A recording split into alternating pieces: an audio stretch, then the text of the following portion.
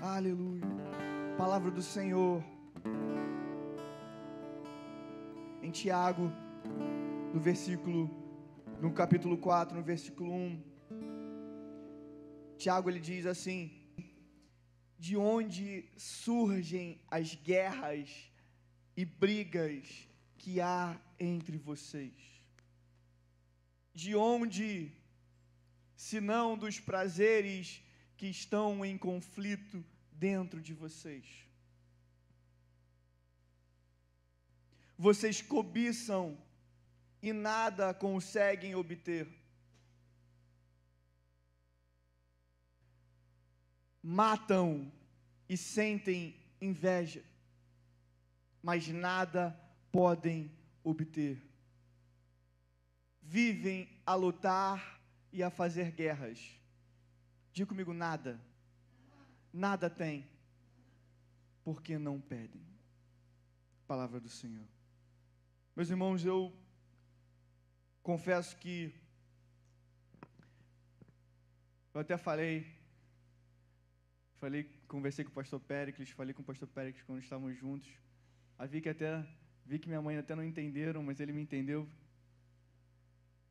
Eu tentei não pregar isso. Eu tentei não querer pregar isso. Eu tentei com que não fosse isso. Mas a palavra do Senhor martelou no meu coração. E a começar de mim, nós precisamos ouvir essa palavra. Amém? Até falei, vai ser difícil se eu tiver escalado para a noite pregar isso no aniversário de ação de graças do meu avô. Mas até isso o Senhor separou, já estava escalado de manhã. Então a palavra do Senhor é viva e ela precisa ser pregada da forma que ela é. Amém, irmãos? A carta de Tiago, ela é um espelho. Diga para o seu irmão que está do seu lado: um espelho. Ela faz a gente refletir quem realmente nós somos como cristãos. Muitos se enganam e até alguns acreditam que esse Tiago era o apóstolo Tiago, discípulo direto. Mas a maioria acaba sendo um consenso de que esse Tiago é irmão de Jesus, ele viveu com Cristo também.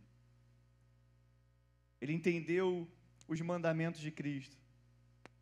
Alguns comentários vão dizer que a carta, dona Marise, de Tiago, ela talvez é a que menos cite Jesus, mas é a que mais tem os ensinamentos de Cristo em sua essência. Isso é muito interessante. E Tiago é duro. Até me fez lembrar um pouco o pastor Rodrigo, Tiago, nessa carta, ele é marreta. Para quem não sabe da história, os irmãos da Igreja Metodista da Freguesia deram uma marreta de presente para o pastor Rodrigo, Louvado seja o nome do Senhor, porque pastor Rodrigo é o nosso fiel da balança dos pastores. E como que tem inspirado a nós a também sermos profetas nesse sentido. E me fez lembrar muito você, pastor Rodrigo. Que ser comparado com Tiago, ele nos confronta. A carta é pequena, você pode ler depois em casa com calma. Essa carta, ela nos confronta, ela nos deixa totalmente diante de um espelho para avaliarmos quem somos em Cristo Jesus. E ao contrário do que muitos desejam, por muitas vezes ao ler a Bíblia, a carta de Tiago não nos deixa confortáveis. Ela nos chama a viver uma fé prática, diga comigo prática. Diga comigo real. E que glorifique a Deus.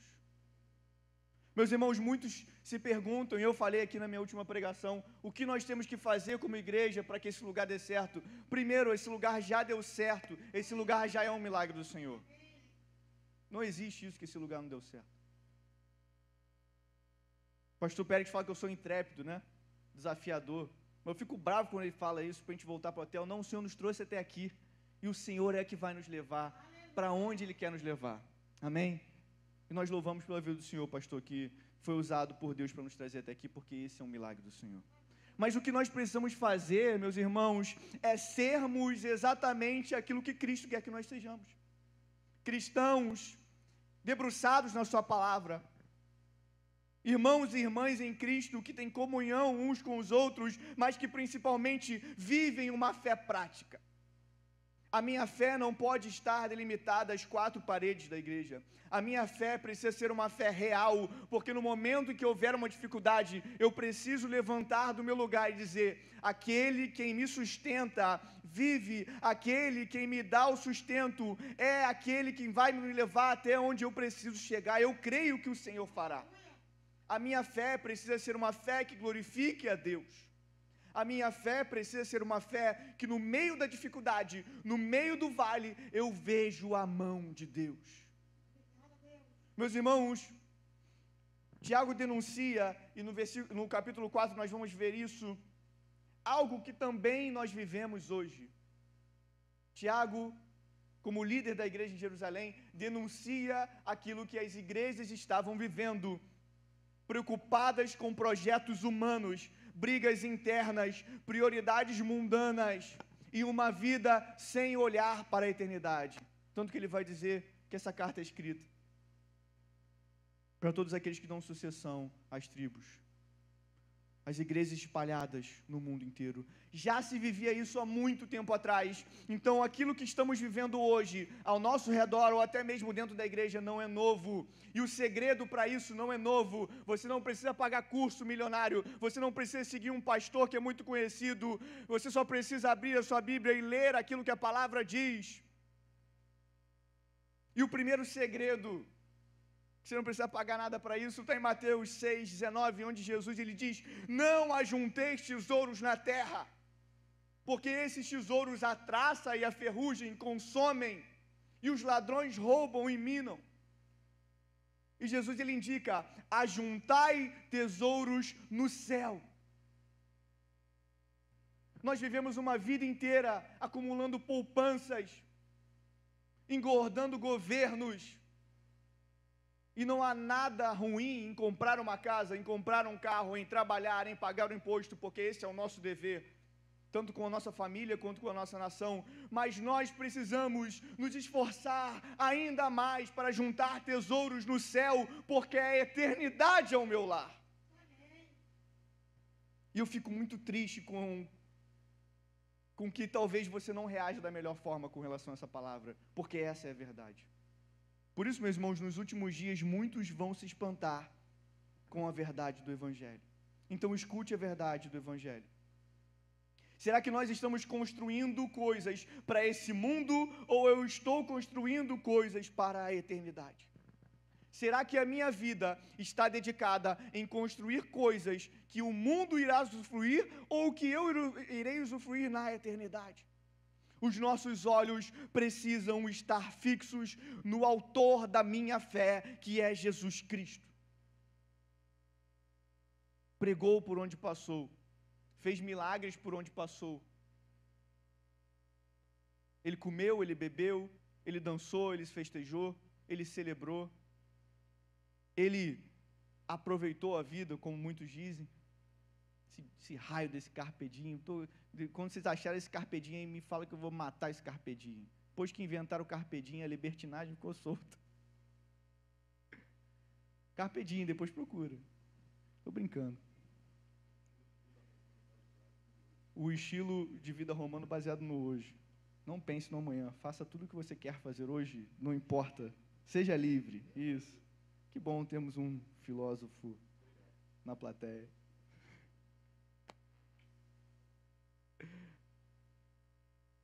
Meus irmãos, o que Tiago está dizendo é que os crentes estavam se tornando pessoas egoístas. Nós precisamos ser espelhos para o mundo.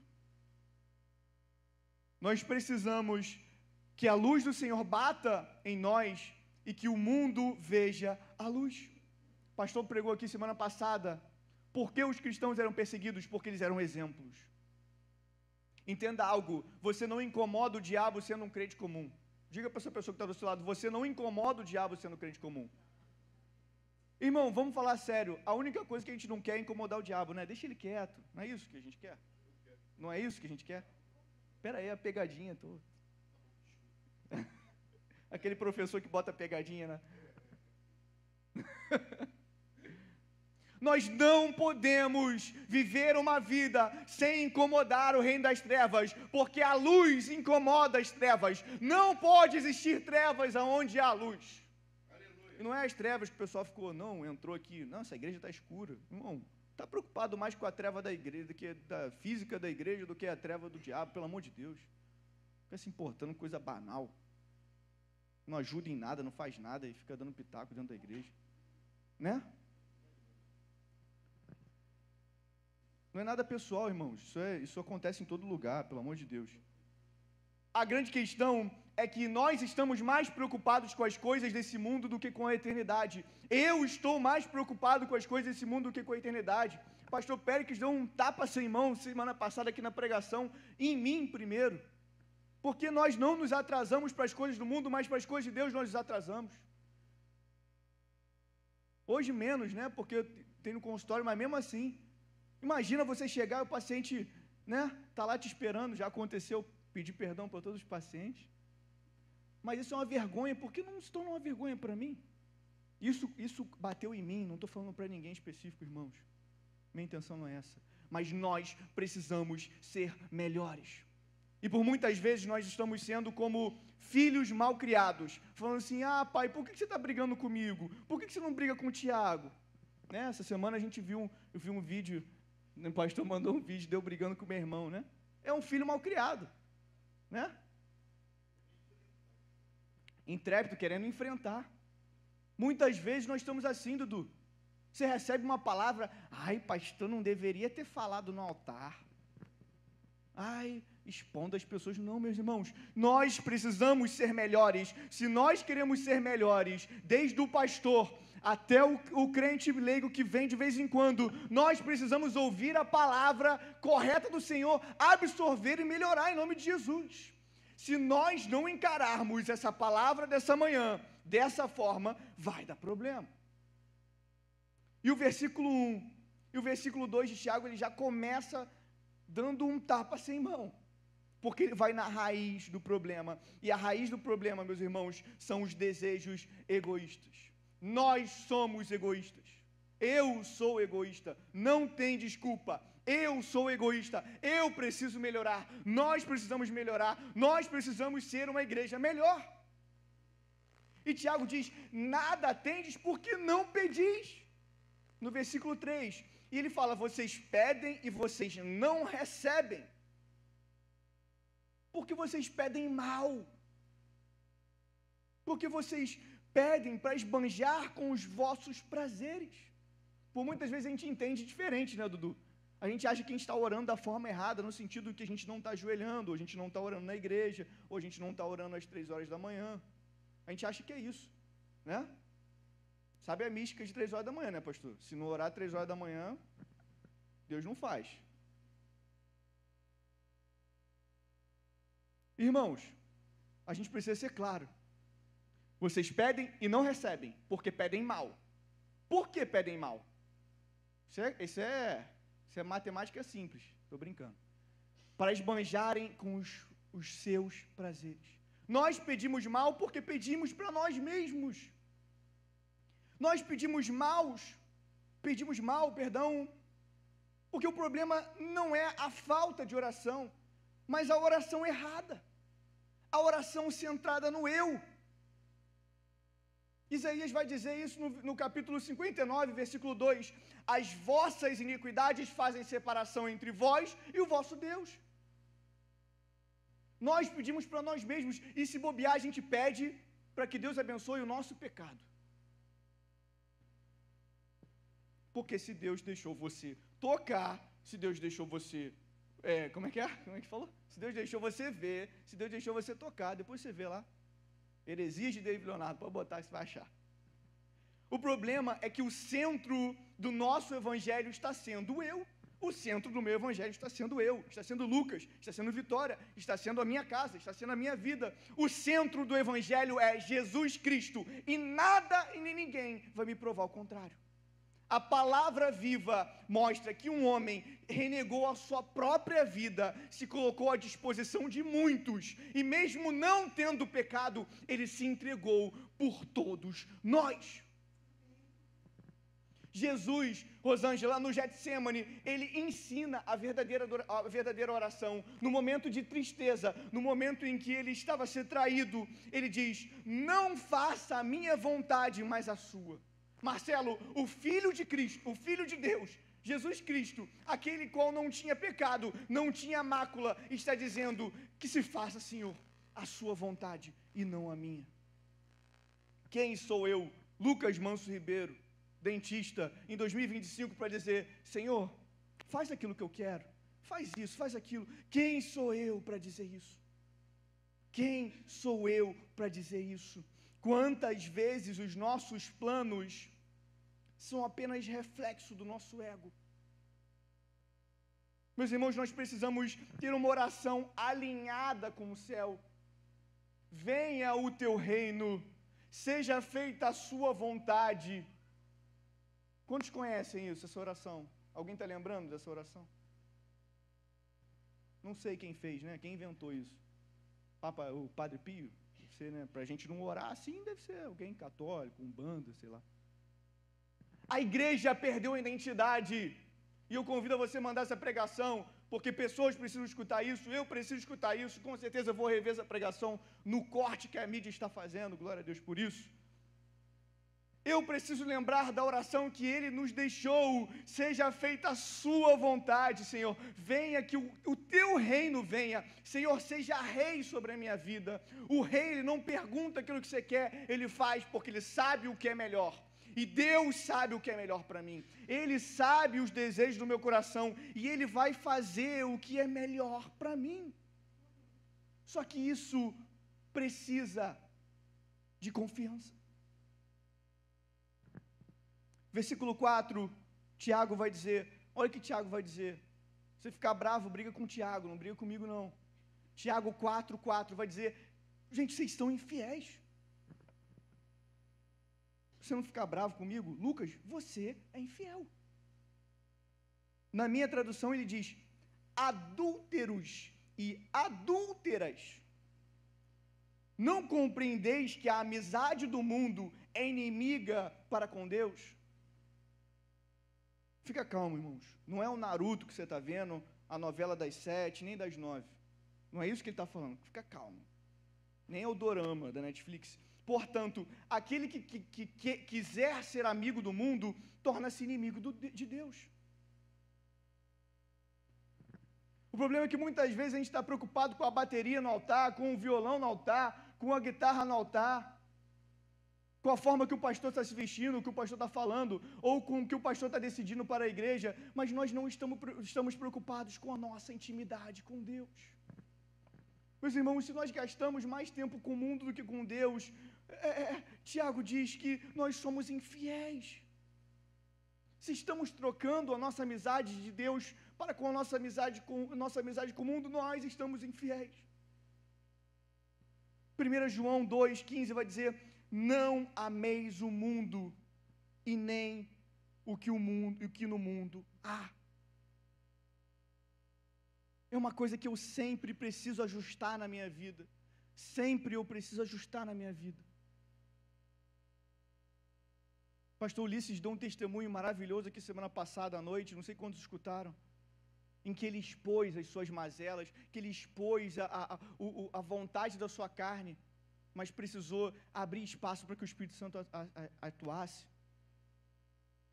Se ele passa por cima daquele carro, cria um problema, acidenta alguém, nada pode ser maior do que a vida de Cristo em nossa vida. Eu não posso perder, e eu estava falando sobre ajustar, a todo momento eu preciso ajustar, dona Marisa. Será que isso é mais importante? Será que vale a pena trocar a minha eternidade por causa disso? Será que eu estou fazendo isso? Preciso melhorar, falei com a Vitória, inclusive ontem, preciso melhorar nisso. Às vezes esse pensamento está me fazendo aproveitar aquele momento específico. Eu preciso melhorar nisso, eu preciso melhorar naquilo. Nós não somos perfeitos e nunca seremos perfeitos. Nós precisamos ser tratados e moldados na mão do olheiro. A gente está querendo inventar, transformar a Bíblia, mudar a Bíblia. Meus irmãos, Já está difícil do pessoal entender essa, não cria outra não. Nós precisamos ser como barro nas mãos do olheiro, seu João. O que Deus precisa mudar na minha vida? O que eu preciso mudar para agradar o Senhor? A pastora fica brincando, Dudu, sabe por quê? Porque ela fala que antes de eu conhecer a Vitória, ela podia estar aqui, né, para confirmar isso. Antes de eu conhecer a Vitória, eu comia pimentão, comia peixe, né? O que mais, Vicky? Comia, ela diz, né? Comia feijoada, rabada, essas coisas mais gordurosas, né? Não sei por que eu parei de comer. E ela fica brincando, né? Que a Vicky não, coincidentemente, João, a Vicky não gosta dessas coisas. É uma coincidência, né? E ela fica brincando comigo, que depois que eu conheci a Vicky, que eu casei com a Vicky, eu não como mais pimentão, né? Não como mais peixe. Eu como, mas ela está botando pilha. Lene, se eu quero agradar a Vitória, você acha que eu vou levar um peixe para casa para limpar e sujar a casa toda? Sendo que ela não gosta de peixe, tem que levar isso em consideração. O que eu quero dizer com isso, Du? Se eu quero agradar alguém, eu faço de tudo para que ela seja agradada. Quando nós cantamos, eu quero te agradar, Senhor, meu amor, meu tudo, nós precisamos fazer de tudo para agradar o Senhor. Eu tenho feito de tudo para agradar o Senhor. Ele disse, será que a gente tem feito tudo para agradar o Senhor? Eu não. Eu não sei você, mas eu não tenho feito tudo. Meus irmãos, use aquilo que nós estamos aprendendo e estudando hoje para dar uma virada de chave na sua vida, na sua casa, na sua igreja, no seu trabalho. Nós precisamos agradar ao Senhor, porque a amizade com o mundo é um adultério espiritual. Ou nós andamos com Deus, ou nos tornamos inimigos dele. Não existe o meio termo. Pastor Péricles, não vou nem representar de novo, porque a representação é tão boa aqui do degrau. Até quando cochearás entre dois deuses, né? O pastor fez semana passada aqui. Nós não podemos mais ficar nesse meio termo. Tem uma mãe de um amigo meu que sempre falava, né? O muro é do diabo. O diabo está só esperando, né? O diabo não fala nada quando você está em cima do muro. É verdade, é verdade. Meus irmãos, não existe meio termo. Fala para essa pessoa que está do seu lado assim, não existe meio termo. E aí Tiago vai continuar, né? Ou vocês pensam que a Escritura afirma em vão, o Espírito que habita em nós anseia com ciúmes. Antes, ele concede maior graça, e por isso diz, Deus resiste aos soberbos, mas dá graça aos humildes. E aqui está a parte central dessa mensagem. Tudo isso que você escutou, o Senhor converte os nossos corações se tivermos nossa vida humilde perante Ele. Tiago, ao mesmo tempo que ele fala assim, vocês são adúlteros, vocês são infiéis, ele fala assim, Deus dá graça aos humildes, e Ele oferece graça para a sua vida, para a sua família, em nome de Jesus. Se hoje você converter o seu coração, se hoje você dobrar a sua vida ao Senhor, entregar ela de todo o seu coração, Ele fará maravilhas no nosso meio. O segredo para uma igreja relevante, uma igreja viva, é seguir os mandamentos do Senhor, buscar os frutos do Espírito do Senhor, e agradá-lo de todo o coração. Será que nós, como Casa e Vida, estamos agradando ao Senhor com as nossas atitudes? Será que quando nós chegamos na igreja, sentamos no nosso banco, olhamos o nosso pastor dizendo, irmãos, eu estou cansado, eu não aguento todo mês, quando for fechar o financeiro eu passo mal, porque é isso que acontece. Será que a gente tem se importado de falar, não estou nem aí, estou nem aí? Será, meus irmãos, quando a pastora diz, irmãs, eu estou cansada, porque nós estamos tentando gerar um congresso e ninguém adere? Qual será a sua reação perante a isso? Qual tem sido essa reação perante as palavras que estão sendo pregadas nesse altar? Meu irmão, se você está indiferente a essas palavras, desculpa, você está morto por dentro. Você já morreu há muito tempo. Você deitar num caixão é só uma questão de tempo, porque não tem mais nada para você fazer aqui na vida. Se você não se importa com as coisas do reino do Senhor, você viveu uma vida, como os biólogos, os cientistas mais progressistas falam, você é somente uma massa, você é somente uma matéria que veio do nada e vai voltar para o nada. Sendo otimista. Nós precisamos nos importar com a eternidade. Nós precisamos nos importar com o reino do Senhor. As pessoas estão morrendo indo para o inferno. Pessoas dentro da nossa casa têm morrido indo para o inferno. Pessoas ao nosso lado têm se drogado e se suicidado. Mas nós não estamos dando a devida importância, porque não queremos agradar ao Senhor. Nós queremos agradar a nós mesmos. E não tem desculpa, meu irmão. Não tem desculpa, minha irmã. Porque nós temos um pastor que sempre fala, não importa se o cara está lá em Curicica, no Espírito Santo, em São Paulo, pregue a palavra do Senhor e que ele vá para uma igreja fiel, uma igreja verdadeira. Yasmin estava dando testemunho na classe hoje, estava pregando na Holanda. Ajudou lá os irmãos missionários na Holanda.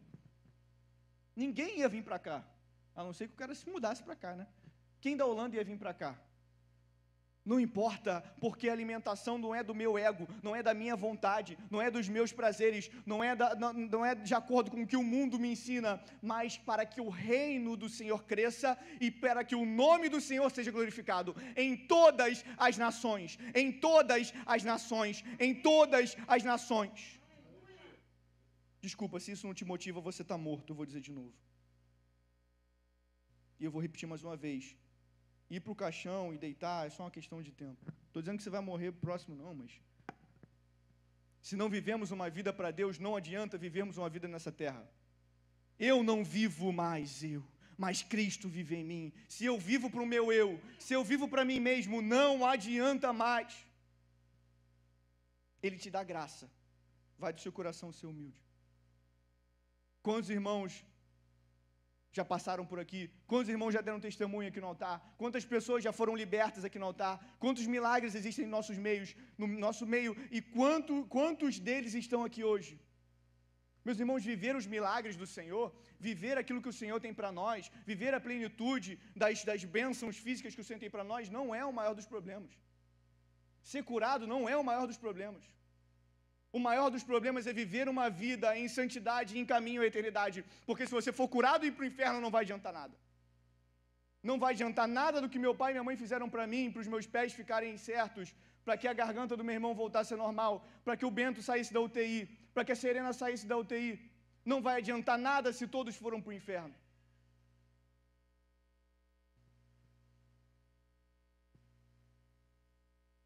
E Tiago continua dizendo, no versículo 7.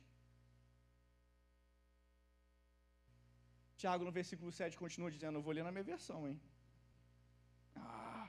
Portanto, sujeitem-se a Deus, mas resistam ao diabo, e ele fugirá de vós. A gente costuma só ler esse versículo, né? Às vezes a gente nem sabia o que estava escrito no resto de Tiago. Só lê esse versículo. Versículo de número 8, Lucão. Cheguem perto de Deus, e Ele se chegará a vocês. Quantos podem dar glória a Deus por isso? Limpem as mãos, pecadores, e vocês que são indecisos, purifiquem o coração. Se você não tem certeza do que você quer para a sua vida, purifique o seu coração.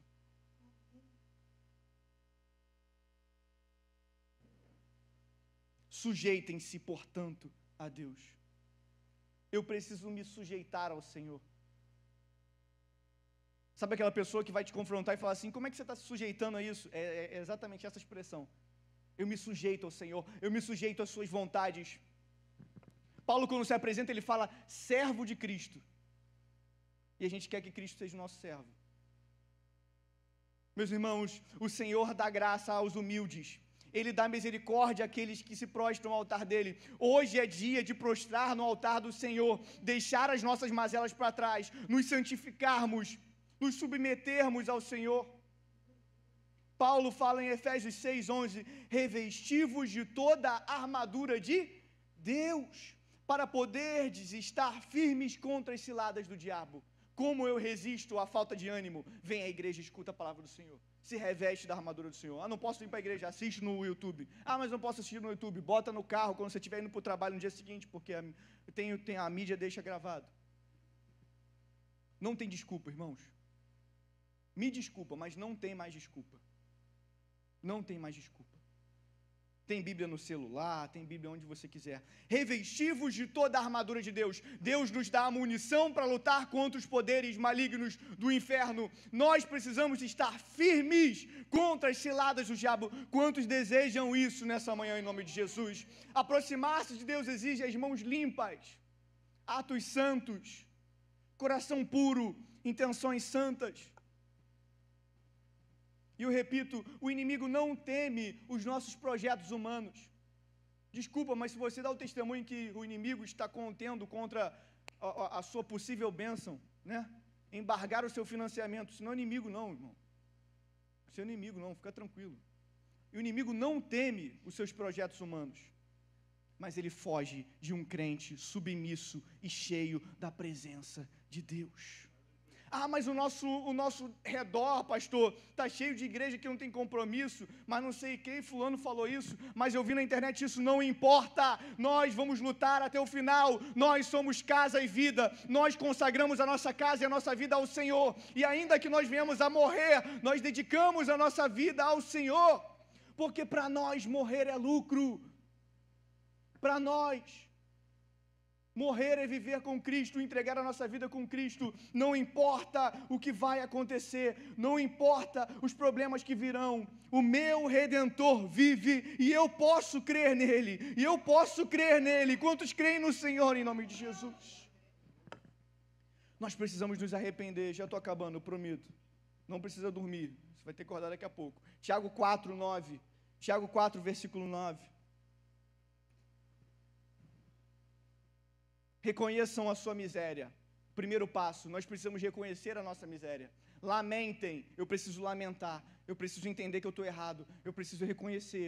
Chorem, que o riso de vocês se transforme em pranto. Que a alegria de vocês se transforme em tristeza. Versículo 10.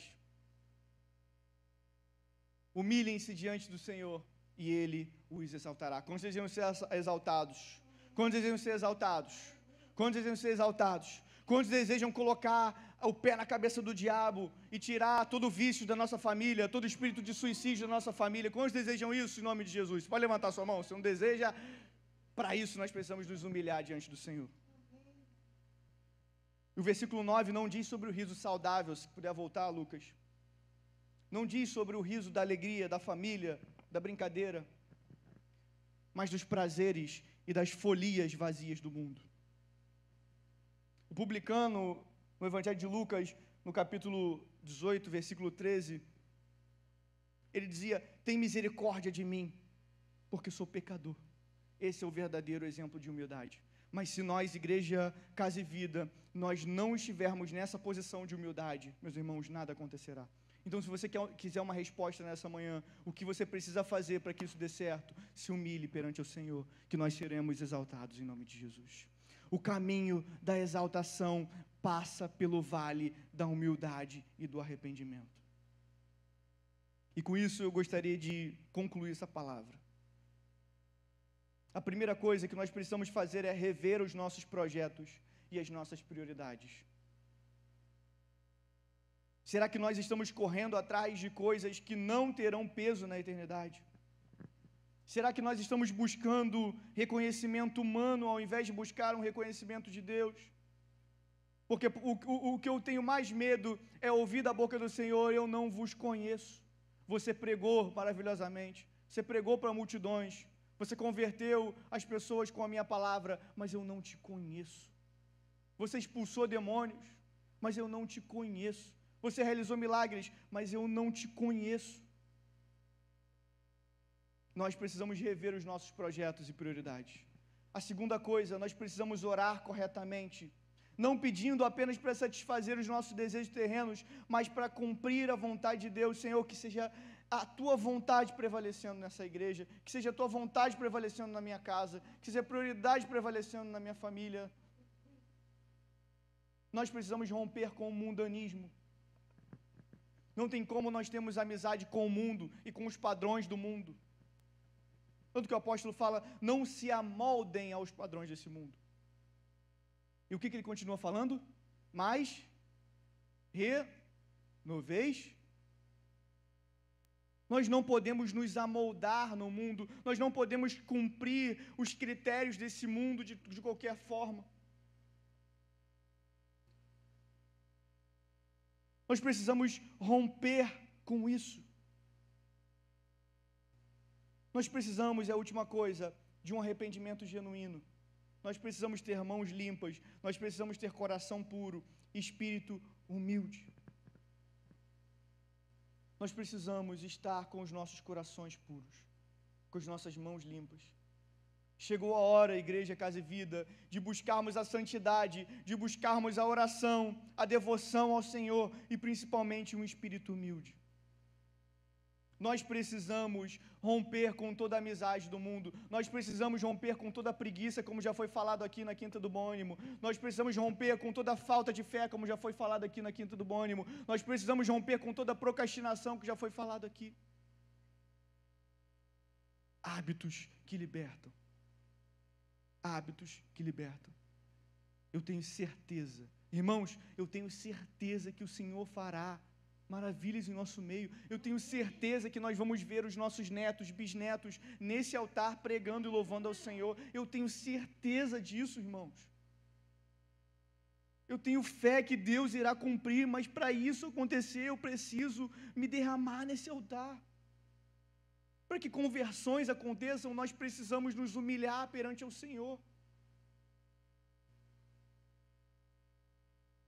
Tiago nos lembra que o mundo passa, mas quem faz a vontade de Deus permanece para sempre. Hoje, meus irmãos, é dia de escolher, será que nós vamos continuar vivendo projetos humanos? Ou realinhar a nossa vida para servir ao Senhor apontando para a eternidade? Nós precisamos nos humilhar diante do Senhor, entregar os nossos projetos no altar do Senhor, pedir que Ele alinhe o nosso coração. Humilhai-vos, pastor Lucas, humilhai-vos, Igreja Casa e Vida, perante o Senhor, e Ele vos exaltará. Quantos recebem essa palavra? Meus irmãos, uma das expressões que às vezes a gente mais escuta é que o mundo caiu, né? A gente estava vendo uma série documental, e eu já vou terminar, que fala sobre pessoas que foram vítimas de golpe, né? Golpes amorosos, né? O cara chega todo garanhão, né? Namora, às vezes até casa com a pessoa, e aí aos poucos vai tirando o dinheiro da pessoa e rouba a pessoa, né? A pessoa passa a ser vítima de um golpe. Eu estava observando que todas essas vítimas, elas falavam uma coisa, né? Que o mundo caiu. Quando elas descobriram a verdade, dona Marisa, o mundo caiu. Por muitas vezes a gente coloca todo o nosso mundo em uma coisa, né? As pessoas estão frágeis psicologicamente, as pessoas estão frágeis no seu relacionamento. Muitas dessas mulheres, desse homem, que tinham passado por relacionamentos conturbados, se abriu uma possibilidade, passaram com isso e o mundo passou a ser aquilo. Que nós, como igreja, como noivas do Senhor, nós não podemos viver isso. Recebemos do mundo, o mundo suga da gente, tira todo o nosso dinheiro, espiritualmente falando, tira todas as nossas riquezas, tira todos os nossos valores, e no final, quando o juízo final, que o mundo não caia ao nosso redor, né? Que nós não venhamos a perder a nossa fé.